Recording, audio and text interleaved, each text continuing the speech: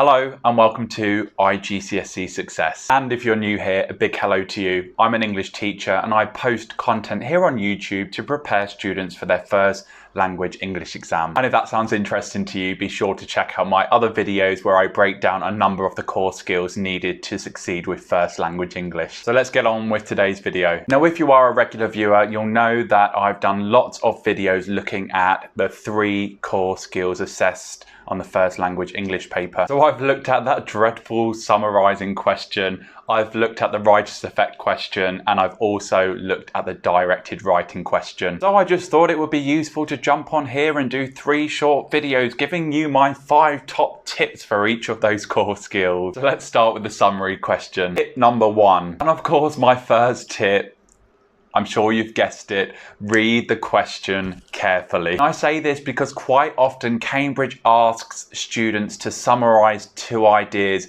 and if you only summarise one of those ideas, you are going to lose a lot of marks. Of course, it's always sensible to have your highlighter poised. Read the question and highlight what you are being asked to summarise. Now, tip number 2. Now, it's important to note that there are 10 reading marks up for grabs, and whilst Cambridge does not explicitly state how many ideas students need to gather, a safe bet is to simply go for 10 ideas from the text. So of course, if you are being asked to summarize one thing, then you will need to highlight 10 things from the text. However, if you are being asked to summarize 2 things, try and find 5 ideas for the first thing, and of course 5 ideas for the second thing. 10 ideas in total. And of course, 2 different colored highlighters would certainly be useful. Now, tip number 3, use an appropriate style when writing your summary. Remember, there are 5 marks awarded for your writing style and accuracy. Remember that it's formal, it's objective, and it's written in 3rd person. And certainly using appropriate discourse markers, using appropriate complex sentence structures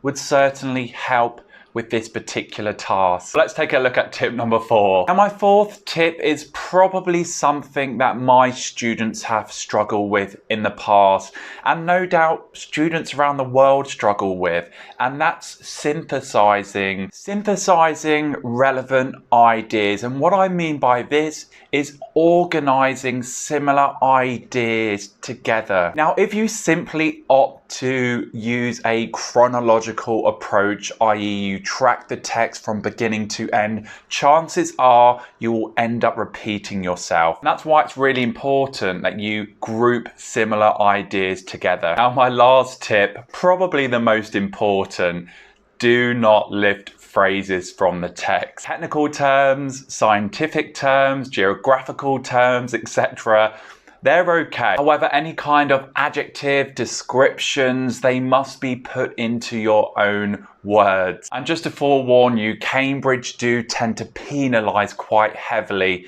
to those students who rely on lifting phrases from the text. And those are my 5 top tips in terms of succeeding with the summary question. And if you still need a little bit of extra help, please do check out my previous videos. There are a number of walkthroughs looking at the summary question. And that's all from me today, guys. Again, a big thank you to all of those who are really helping me grow this channel. And if you do have any questions, do leave them below. And remember to like and subscribe, and I will see you next time. Bye-bye.